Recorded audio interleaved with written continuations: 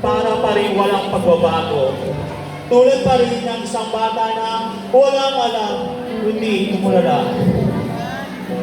Meron nga akong pasaporte, pero hindi marunong bumili ng ticket. Meron nga akong pasaporte, pero hindi ko nga ginagamit. Meron nga tayong wika, pero hindi madalas ginagamit ng maayos. Meron nga tayong wikang Pilipino, pero wikang Ingles ang kadalasang ginagamit.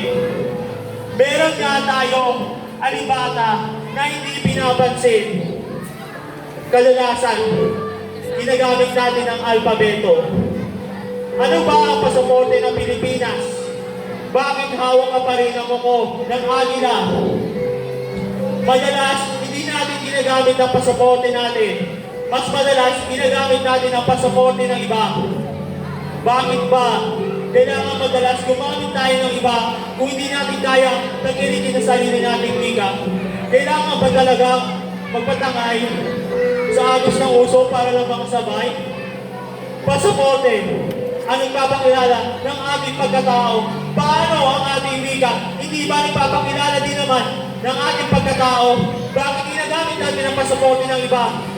Bakit hindi natin ginagamit ang ating sariling wika? Ang pasaporte ang nagpapakilala na iba tayo sa iba. Ang wika naman ang nagpapakilala na iba tayo sa iba.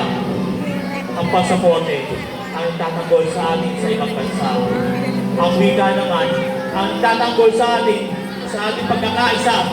Bilang isang Pilipino, ang ating pasaporte ay ang ating wika.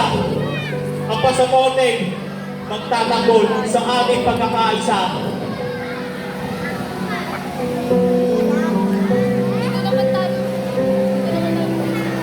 Kaisa bilang nagkakaisang mamayanang Pilipino.